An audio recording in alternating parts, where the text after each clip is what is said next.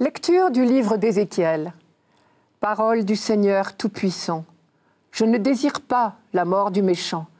Et pourtant vous dites, la conduite du Seigneur est étrange. Écoutez donc, fils d'Israël, est-ce ma conduite qui est étrange? N'est-ce pas plutôt la vôtre? Si le juste se détourne de sa justice, se pervertit et meurt dans cet état, c'est à cause de sa perversité qu'il mourra.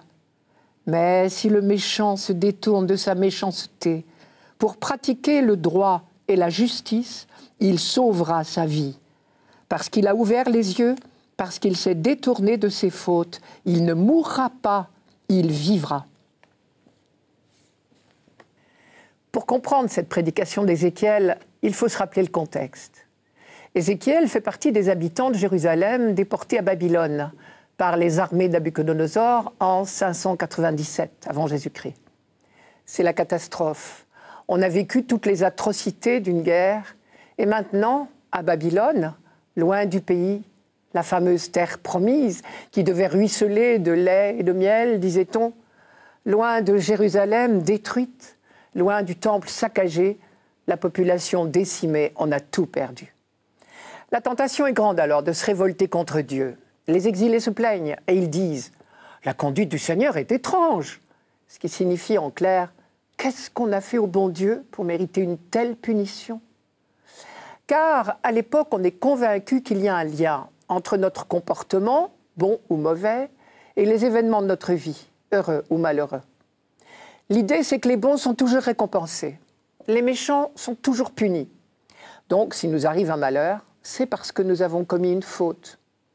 Or, cette génération dans la tourmente n'est pas pire que les précédentes. Et elle a quand même bien l'impression qu'elle paye tout le poids du passé, les fautes accumulées des générations précédentes, comme si le vase de la colère de Dieu avait tout d'un coup débordé. Alors on se met à répandre le dicton « Les pères ont mangé du raisin vert et les dents des fils en ont été agacées ». Traduisez « Notre génération paye pour toutes celles qui l'ont précédée ». Voilà le contexte dans lequel Ézéchiel prend la parole. Et il nous offre ici toute une méditation sur la justice de Dieu. Cette question de la justice de Dieu a habité la réflexion du peuple d'Israël tout au long de son histoire. Et la réponse a varié au cours du temps. La prédication d'Ézéchiel que nous lisons aujourd'hui se situe donc à un moment précis de ce long cheminement. Et elle va constituer une étape importante dans ce déroulement. Comme tous ses contemporains, Ézéchiel raisonne dans une logique de récompense-punition, ce que l'on appelle la logique de rétribution. Et sur ce point précis, il n'apporte rien de neuf.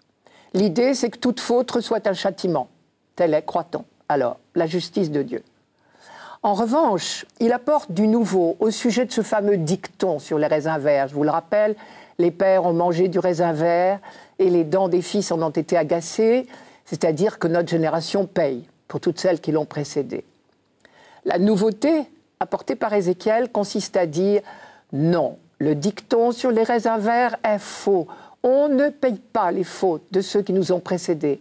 Au contraire, chacun est rétribué pour sa propre conduite. » Quelques lignes avant le texte d'aujourd'hui, Dieu a fait dire par son prophète « Par ma vie, dit Dieu, vous ne répéterez plus ce dicton en Israël. » Et Ézéchiel développe tout un raisonnement pour bien préciser que la justice est individuelle et non pas collective. Je vous le rappelle, si le méchant se détourne de sa méchanceté, s'il se met à pratiquer le droit et la justice, il sauvera sa vie.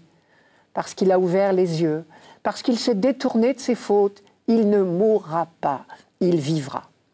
Donc, personne n'est jamais puni pour la faute d'un autre. C'est évidemment une étape très importante dans la découverte de la justice de Dieu. Mais ce n'est qu'une étape. Plus tard, en particulier avec le livre de Job, dans la partie centrale du livre, on reconnaîtra, on découvrira que la justice de Dieu n'est pas une affaire de rétribution, qu'il n'y a pas de mesure automatique entre nos actions, bonnes ou mauvaises, et ce qui nous arrive de bon ou de mauvais, que les bons ne sont pas forcément récompensés et les méchants punis. On découvrira qu'on ne paye jamais rien, ni pour d'autres, ni pour soi-même, parce que Dieu ne punit jamais. Plus tard encore, on découvrira que Dieu n'est pas la cause directe de tout ce qui nous arrive. Pour l'instant, avec Ézéchiel, on cesse d'accuser Dieu de nous faire payer les fautes de nos parents. C'est déjà un grand pas. Ce texte d'Ézéchiel nous apporte encore une autre bonne nouvelle. Un avenir est toujours possible. Rien n'est jamais définitivement joué. Cette leçon-là est capitale, pour nous encore aujourd'hui d'ailleurs. Car effectivement, tant qu'on croit que tout est joué d'avance, on est tenté de s'abandonner au désespoir si on est pécheur. Or, Ézéchiel, comme tout bon prophète, n'a pas de pire ennemi que le découragement. C'est pourquoi il faut prendre au sérieux cette phrase. Si le méchant se détourne de sa méchanceté, s'il se met à pratiquer le droit et la justice, il sauvera sa vie. Parce qu'il a ouvert les yeux, parce qu'il s'est détourné de ses fautes, il ne mourra pas, il vivra. Il est toujours temps de changer de conduite ou de chemin pour reprendre une image biblique. Se convertir, vous le savez, étymologiquement en hébreu, cela veut dire faire demi-tour. Au passage, bien sûr, Ézéchiel lance un vibrant appel à la conversion. Et tout compte fait, c'est bien simple, puisque le prophète juge notre conversion tout simplement à notre conduite à l'égard des autres. D'après lui, pour le méchant, se détourner de sa méchanceté, c'est se mettre à pratiquer le droit et la justice.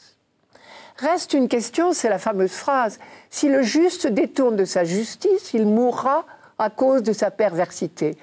Mais soyons francs, cela ne devrait pas nous inquiéter. Aucun de nous n'est concerné, car aucun de nous n'oserait se prétendre juste.